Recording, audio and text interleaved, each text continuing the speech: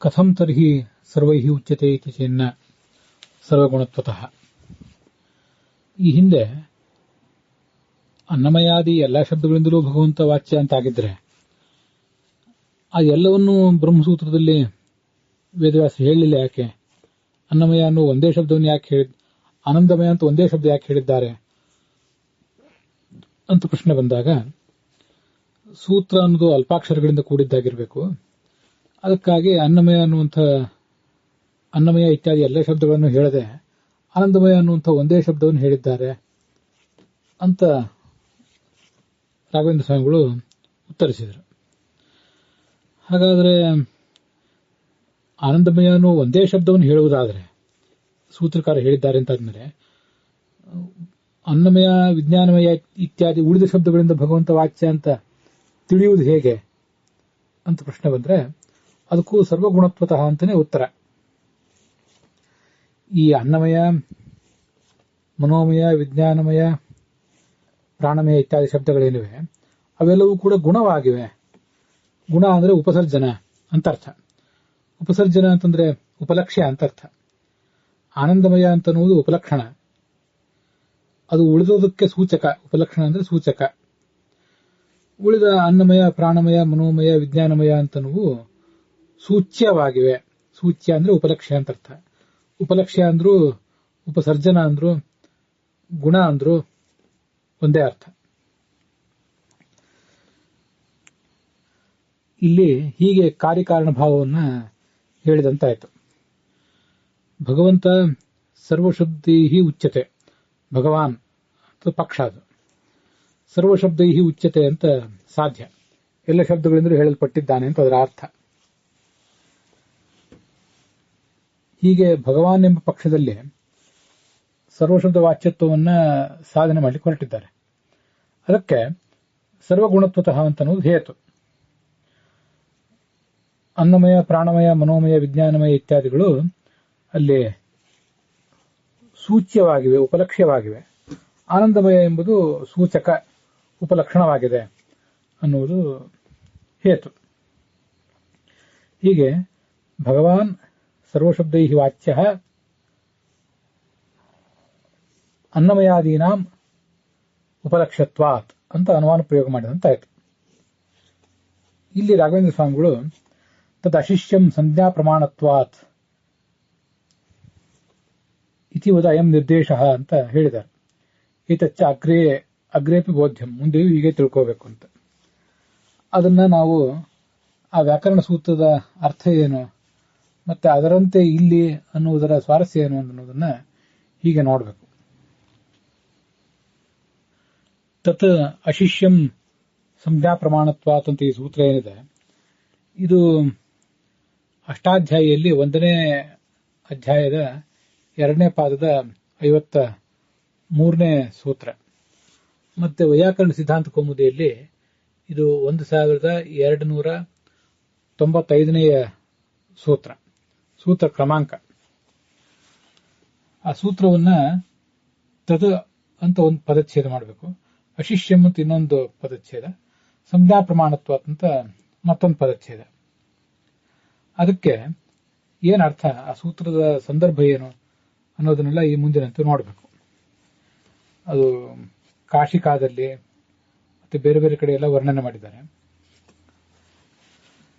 ಕಾಶಿಕಾದಲ್ಲಿ ತದಿತಿ ಪ್ರಕೃತಂ ಯುಕ್ತವದ್ಭಾವ ಲಕ್ಷಣಂ ನಿರ್ದಿಶ್ಯತೆ ತತ್ ಅಶಿಷ್ಯಂ. ಆ ತತ್ ಅಂದ್ರೆ ಅದನ್ನು ಹೇಳಬೇಕಾಗಿಲ್ಲ, ಅಶಿಷ್ಯಂ ಅಂದ್ರೆ ನ ವಕ್ತವ್ಯಂ, ಹೇಳಲ್ಪಡಬೇಕಾಗಿಲ್ಲ. ಯಾಕೆ ಅಂದ್ರೆ ಸಂಜ್ಞಾ ಪ್ರಮಾಣತ್ವ, ಸಂಜ್ಞಾವಾಚಕ ಶಬ್ದಗಳು ಪ್ರಮಾಣಗಳಾಗಿರುವುದರಿಂದ ಅಂತ ಇಷ್ಟು ಅಭಿಪ್ರಾಯ ಅಲ್ಲಿ ಕಂಡು ಬರ್ತದೆ. ತತ್ ಅನ್ನೋ ಶಬ್ದದಿಂದ ಅದನ್ನು ಅಂತ ಇಟ್ಕೊಂಡಾಗ ಅದನ್ನು ಅಂದ್ರೆ ಹಿಂದೆ ಬಂದದನ್ನು ತಿಳ್ಕೋಬೇಕು. ಹಿಂದೆ ಬಂದದ್ದು ಪ್ರಸ್ತುತವಾದದ್ದು ಈ ಯುಕ್ತವದ್ಭಾವ ಲಕ್ಷಣ. ಯುಕ್ತವತ್ ಅಂದ್ರೆ ಯೌಗಿಕ ಶಕ್ತಿಯಿಂದ ಒಂದು ಅರ್ಥವನ್ನು ಪ್ರತಿಪಾದನೆ ಮಾಡುವಂತಹ ಶಬ್ದ ಅಂತ ಅರ್ಥ. ಯೋಗ ಮತ್ತು ರೂಢಿ ಅಂತ ಎರಡಿವೆ. ರೂಢಿ ಅಂದ್ರೆ ಜನರೂಢಿಯಿಂದ ಒಂದು ಶಬ್ದ ಒಂದು ಅರ್ಥವನ್ನು ಪ್ರತಿಪಾದನೆ ಮಾಡುವುದು, ಅದು ರೂಢ ಶಬ್ದ. ಯುಕ್ತ ಅಥವಾ ಯೌಗಿಕ ಅಂದರೆ ಅಲ್ಲಿರುವ ಧಾತು ಮತ್ತು ಪ್ರತ್ಯಯಗಳ ಬಲದಿಂದ ಆ ಒಂದು ಅರ್ಥವನ್ನು ಪ್ರತಿಪಾದನೆ ಮಾಡುವಂತಹ ಶಬ್ದಕ್ಕೆ ಯುಕ್ತ ಅಂತಾರೆ.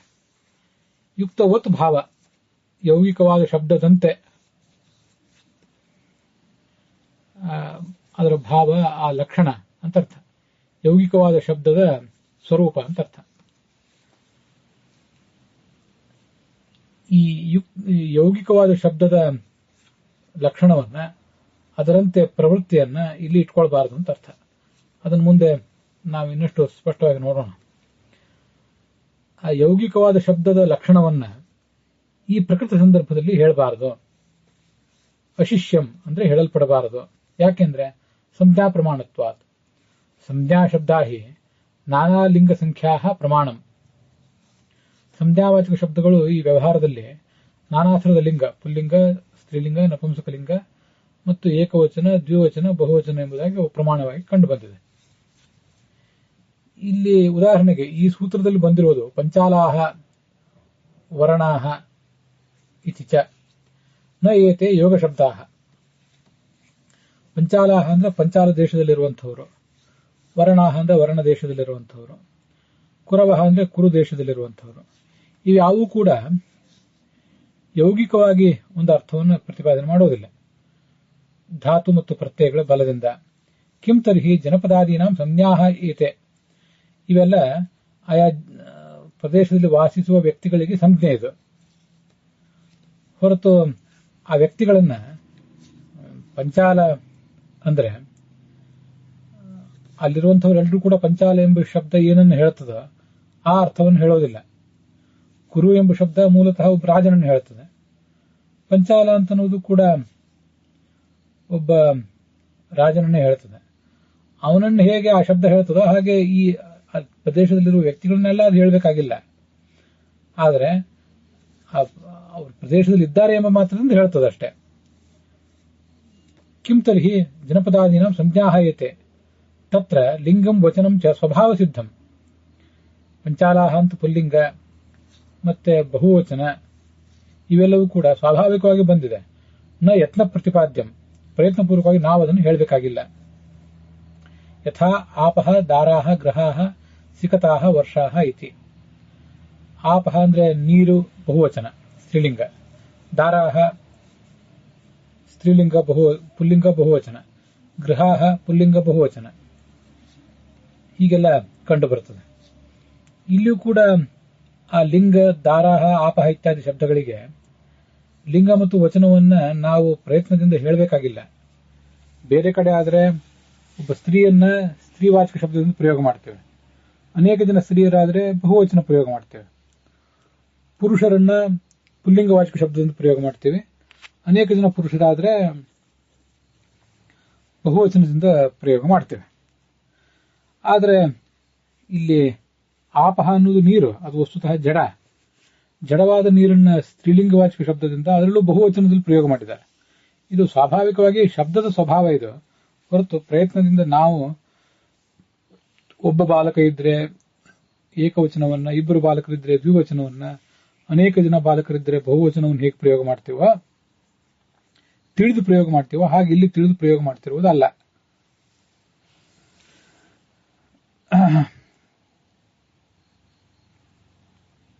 ಇದನ್ನ ಇನ್ನು ಬೇರೆ ಬೇರೆ ಕಡೆನೂ ಕೂಡ ಪ್ರತಿಪಾದನೆ ಮಾಡಿದ್ದಾರೆ. ನಾನೀಗ ಕಾಶಿಕಾದಲ್ಲಿರುವುದನ್ನು ಓದಿದೆ. ಇನ್ನು ಮುಂದೆ ನ್ಯಾಸದಲ್ಲಿ ಇರುವುದನ್ನು ನೋಡೋಣ. ತದಶಿಷ್ಯಂ ಇತಿ ಪ್ರತಿಜ್ಞಾ. ಒಂದು ಅನುಮಾನ ಪ್ರಯೋಗ ಮಾಡಿದಾಗ ಪಕ್ಷ ಸಾಧ್ಯವಾನ್ನಂತ ಪ್ರತಿಜ್ಞಾ ಇರ್ತದಲ್ಲ, ಹಾಗೆ ತದಶಿಷ್ಯಂ ಅಂತ ಅನ್ನೋದು ಪ್ರತಿಜ್ಞಾ. ಸಂಜ್ಞಾ ಪ್ರಮಾಣತ್ವಾತ್ ಅನ್ನುವುದು ಹೇತು. ಯಸ್ಮಾತ್ ಸಂಜ್ಞಾಭೂತಾನಾಂ ಪಂಚಾಲಾದಿ ಶಬ್ದಾನಾಂ ಪ್ರಮಾಣತ್ವಂ. ಸಂಜ್ಞೆ ಎನಿಸಿಕೊಂಡಿರುವಂತಹ ಪಂಚಾಲಾದಿ ಶಬ್ದಗಳು ಪ್ರಮಾಣವಾಗಿವೆ. ತಸ್ಮಾತ್ ಆ ಕಾರಣದಿಂದ ತತ್ ಅಶಿಷ್ಯಂ ಅದು ಹೇಳಲ್ಪಡಬೇಕಾಗಿಲ್ಲ. ಪ್ರಮಾಣತ್ವಂ ಪುನಃ ಪ್ರತ್ಯಯ ಲಕ್ಷಣಂ. ಸರ್ವೇಷಾಮೇವ ಶಬ್ದಾನಾಂ ಸ್ವವಿಷಯತ್ವೇ ಪ್ರಮಾಣಮಸ್ತಿ.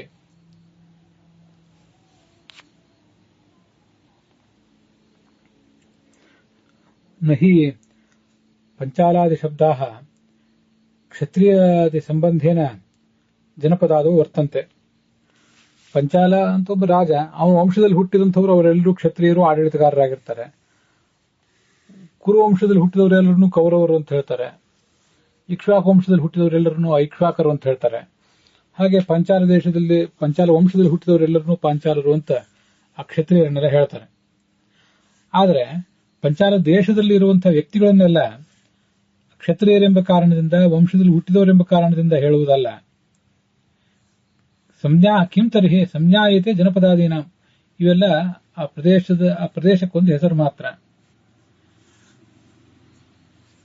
ತತ್ರ ಲಿಂಗಂ ವಚನಂ ಇತ್ಯಾದಿ ತದ ಅಶಿಷ್ಯಂ ಇತ್ಯತಃ.